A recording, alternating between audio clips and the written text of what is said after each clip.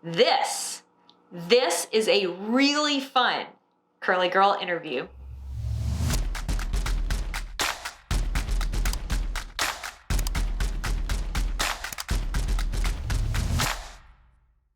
Hey there guys, welcome back to my channel.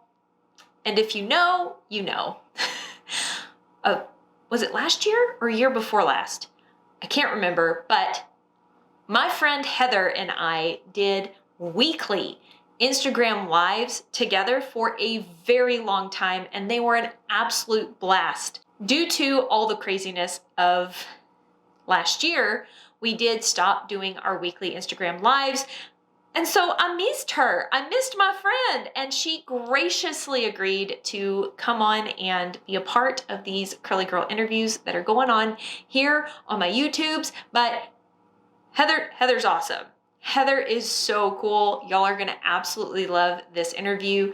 Her hair type is very different from mine, but interestingly enough, some of the same techniques that work for Heather also work for my hair. Y'all know the drill with these curly girl interviews. It's meant to give you more perspectives because not everybody's hair is exactly the same. Anyway, enough rambling. Y'all are gonna love this interview. Let's get into it. Hey there, Heather. How are you? Hello, I'm great. How are you? Good. Why don't you tell us a little bit about yourself? All right. Well, my name's Heather, and I live in Middle Tennessee. I started my curly hair journey towards the end of 2018, and I created my Instagram page in December of 2018. Just started to kind of document my journey, see where all of this was gonna go. I was very, very skeptical in the beginning, but then just kind of became a part of the community and had a lot of support and encouragement from other women in the community, and it kind of became a give and take kind of thing, like I picked up something from somebody and then I tried something myself and then I posted about it. And yeah, and 3.5 years later, here we are. Wavy Curly Instagram is so much fun, isn't it? Yes, I don't know that I would have really kept up with everything had I not had people to celebrate things or complain about things with. There's only so much your husband can understand. And tolerate. And I didn't Yeah. find the same community on Facebook. I know that a lot of people really enjoy the Facebook groups. Now, I didn't find the same kind of community on Facebook that I did on the I've Instagrams. heard about that. I've heard it's very, there's polls, like you're either this way or that way, and there is no in between. I feel like Instagram is a very laid back, accepting community. Like you do you, girl. Yeah. And that's how I live my life. Like I don't care what you do. I'm gonna do this. And I think Instagram fits well with me. That's awesome. So tell us a little bit about your hair type. So if I were to classify my hair type, I would say I'm a 2C. I get some spirals, but most of the time I'm kind of, just wavy overall. I do have more texture on one side of my head than I do the other, even if I were to split it down the middle, because all of this stuff under here is usually different than the stuff under here. This is wash day hair, so it's going to look the best. But as the days go on after wash day, this side usually tends to get kind of straight. Elongated. Yes, lots of stretching out. I have a medium coarseness to my hair. It's not super coarse, but it's also not fine. I can feel hair in between my fingers when I roll it back and forth. And low to normal porosity. I've found out by doing a what is it called? Oh my gosh. The hair analysis? Yes, the hair analysis. I was like, hair quiz. No, that's not right. Yeah, you got to do the My Main Bio hair analysis. Isn't that fun? Yeah, that was fun. I totally geeked out because, I had my suspicions of, what my hair was, but I actually found out that my hair was coarse through that. Like, I'm not a hairstylist, I don't touch that many people's hair. And, I'd only touched really like my stepchildren, and, I'm younger girls have different hair. So I just thought, They oh, do. Yeah. that's what my hair probably was felt like when I was little. So this is what it feels like now. What got you interested in starting to figure out your hair? Like, why did you start wearing your hair wavy curly? Well, actually, I can back it up all the way to 2014 when my husband and I first started dating. For our first date, I straightened my hair because I wanted it to look pretty, Right. and like together and not crazy. And we had a plan to go on a walk. So I didn't want it to get frizzy if it was, natural. But like the first thing he said when he picked me up, when he's on my doorstep, is he's like, "You straightened your hair." Like he was bummed, and I was like, "Oh, you like it curly?" And he's like, "Yeah, yeah." I'm like, Aw. okay. So before then, I had kind of gotten away from daily straightening. It wasn't as bad as it was in like my 20s, my early 20s, but I still straightened fairly often until we got together and I realized he preferred my hair natural. So I just kind of did it less and less. Then it would just be like a, handful of times a year. So that actually helped a lot because I didn't even get anywhere near to learning anything about this hair care world until summer, fall of 2018. I used to watch a bunch of YouTube videos on makeup. And I don't, they show you the suggested videos up next, up next. And there was somebody whose thumbnail, it was like a before and after, and it's like before hair and then after the curly girl method. And I'm like, wait a minute, my hair looks like her before hair. So I watched her video and I just kept thinking, that's my hair. Like it really looked like pictures and stuff of my hair. And I was like, that's why I was just so skeptical because I watched a few others and I'm like, okay. But then this girl said that her hair didn't change, or then this girl's hair is like my hair would never look like that. And I don't know. Curiosity got the best of me, I guess, You because wanted to see. I eventually caved. Yeah, because I had found this like video back in like June or July of 2018. And in June or July, I had received a package that I bought like a few weeks prior that was a hair dryer, a straightener, and a curling wand, and a bunch of products that were not curly girl friendly, much to my disappointment. I'm like, oh no, what have I done? So for like a couple of months, I just kept justifying, like, I don't know, I just bought all this stuff. I don't know, maybe I can't do this. And I ended up selling the whole stuff, all the thing I bought on Facebook Marketplace, and then that made me feel better. So I could like, okay, I'll give it a go, and then if it doesn't work, then I'll go buy something else. So when you kind of officially started in the fall of 2018, you didn't have a whole bunch of bleach damage, heat damage, because you weren't necessarily doing those things on the regular when you started. Did you notice you still had a transition period? I did. I when I'm looking back, of course, I wish I had taken so many more pictures because I was just like, oh God, no, it doesn't look Yeah. good. So you don't want to take a picture of it. So I have a handful, but I can see like, because I was kind of dipping my toe in the water and in September, and that's probably when it was the roughest. And I remember I got Employee of the Month at my workplace in September, and they took a picture of me and put it up in front of the hospital, and it was there for a year, and it was just there as my reminder of my transition period because it was already hair that's trying to learn what the heck it's doing, and I had refreshed it that day and it didn't come out well, so I put it up in a bun. So Yeah. then I was like, oh, they want to take my picture, and I took my hair down and I was like, oh no. Here we go. Yeah.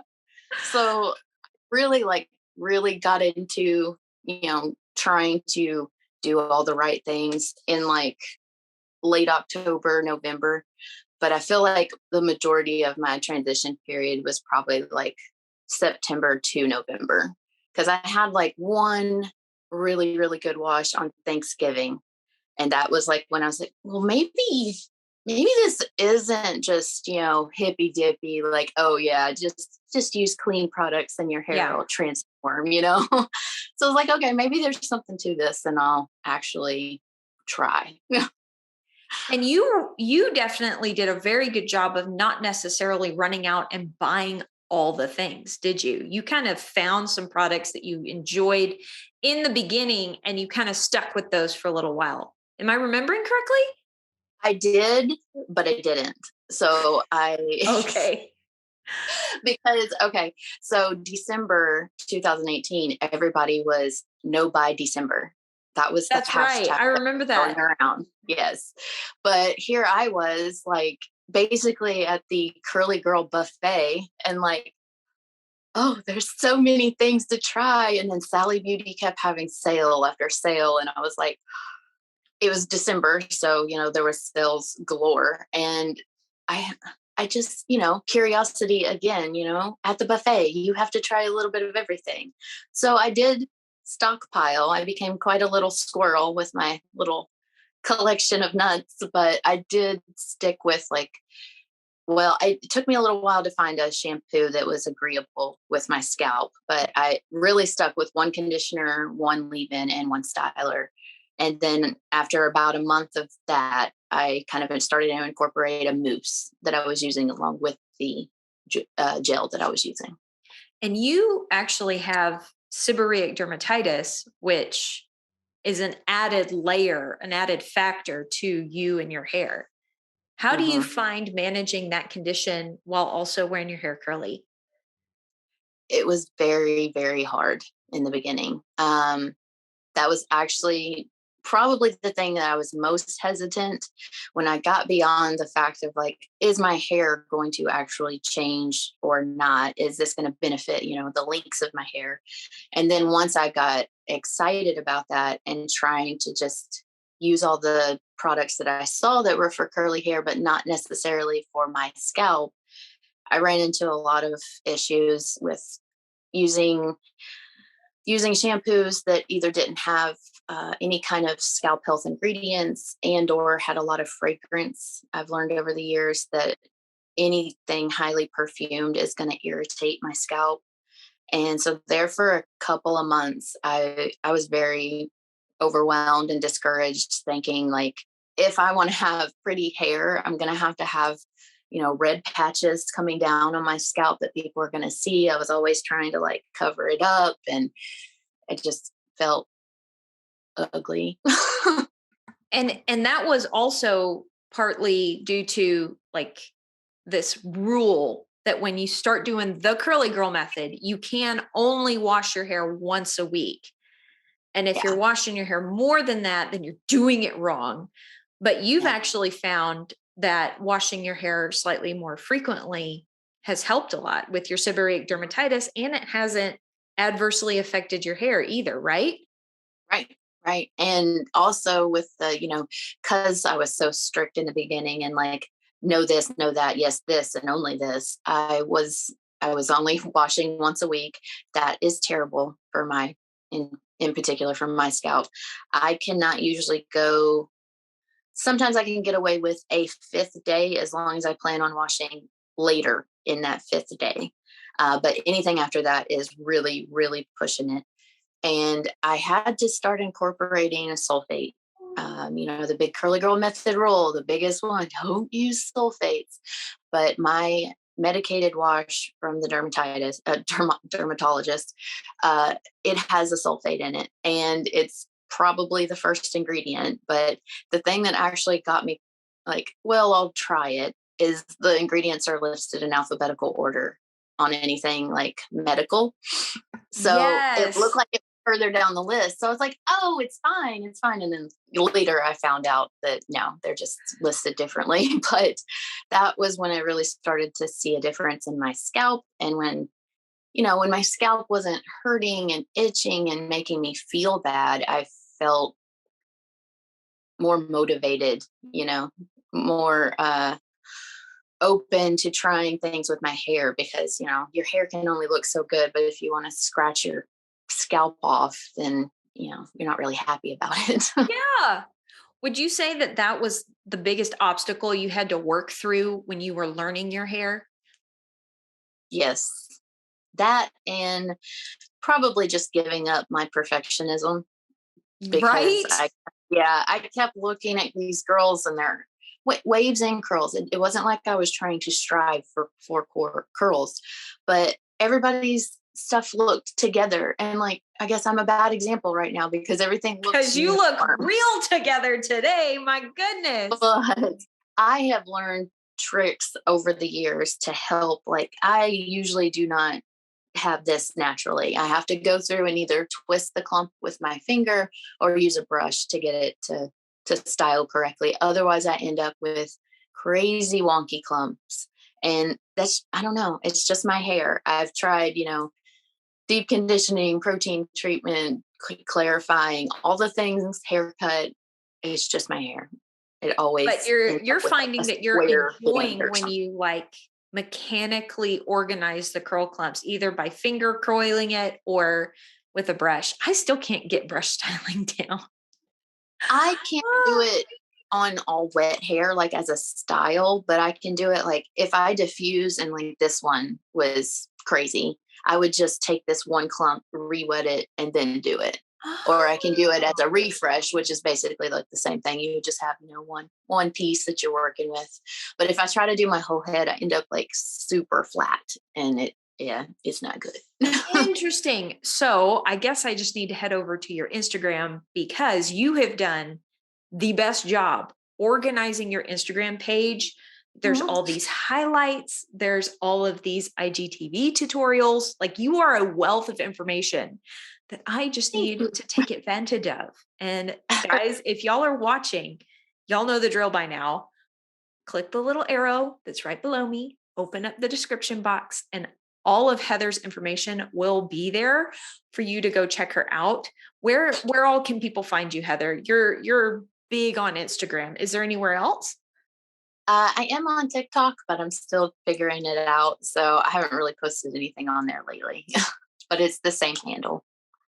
And you've been doing this since 2018. So you've had the opportunity to travel with your curly hair.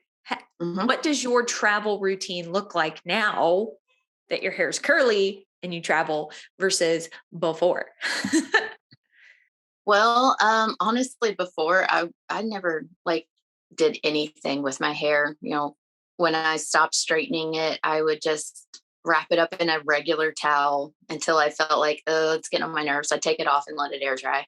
And then I would spritz my hair with water and just and that would be it. I'd spray some aerosol hairspray maybe, but it was really just like a poofy thing of waves.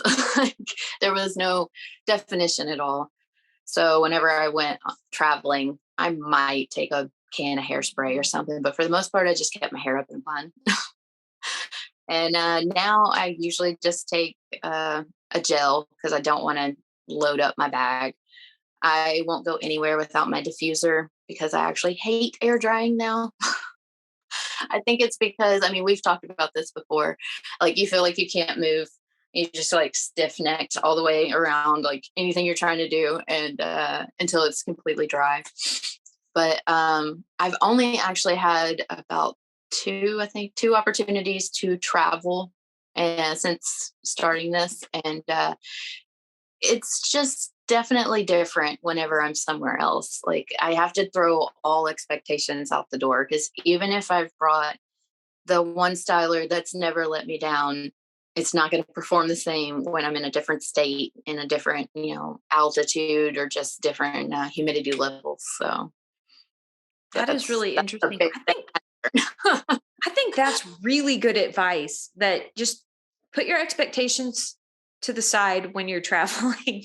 That's definitely been the case for me whenever I've traveled. Even if I do take the Holy Grail product, you're right. It doesn't perform the same. It, I don't know why. Yeah. Or the results will look like immediate results look great. And then the wear just does not, because that was my biggest thing. Is I was like, this product has always worked for me, and I usually get 2 to 3 days out of it, and I come home and I look like I brushed through my hair. Like, this is just Yeah. one day. How is this happening? What is the best piece of advice that you would give someone who has just started this process? They just stumbled across this video. Now they're interested in doing all the wavy curly hair things. What do you tell them to do, Heather? I always say, like, just again, like with the traveling, just throw all your expectations out the window. Don't envision what you want your end hair to look like. Don't, like, look to people as, sources of encouragement and support, but don't look at someone and think, oh, I want her hair. Her hair is my goal hair, because her hair is never going to be your hair. And if you are striving for something that you may never attain, you're going to get frustrated and you're going to give up. That is awesome. And do you have any advice for somebody who has started this? They're a few months in and they've hit that wall and they're so frustrated and they're about ready to quit because their hair is not doing the right things. How do you troubleshoot the issues? I've been there. For me, sometimes just taking a break, like, I got to a point where right before I kind of realized, like, oh, I'm just being a perfectionist about this. I'm trying to get my hair perfect, and that's not going to happen. But I just had to kind of back away for a minute so that I wasn't putting so much stress on myself. Try to keep a few different styles, that weren't just doing my curly routine the way I had been doing it, like doing product free hair, or just different updos or headbands or something, braids. But whenever my hair is just acting up and I feel like troubleshooting in that way, usually I would clarify. And like you've pointed me in the direction before, clarify and then do a protein treatment. I don't typically need a deep conditioning treatment often because I have a water softener in my home. So my hair stays pretty moisturized. But anytime anybody has problems with their hair, it's always the same questions, all of us curly girls ask each other. Have you clarified, deep conditioned, or done protein treatment? Or when's the last time you got a haircut? Those are the standard questions, like troubleshooting questions. I love that. Well, thank you so much, Heather, for coming here and hanging out with us and sharing your curly hair wisdom. We really appreciate it. And you know where to find her, guys. All the info's in the description box down below. All right, guys, that is it for this video. Again, go check out Heather on all of her platforms. You won't be sorry. She's a lot of fun to talk to and hang out with on the internet. So I hope you found this video helpful. If you did, please give it a thumbs up and make sure that you're subscribed, because we only have a few more Curly Girl interviews that you don't want to miss out on. Click that notification bell. And the YouTubes should notify you when the next video comes out. All right, guys, I hope you're having an absolutely fantastic day, and I will talk to y'all later. Bye.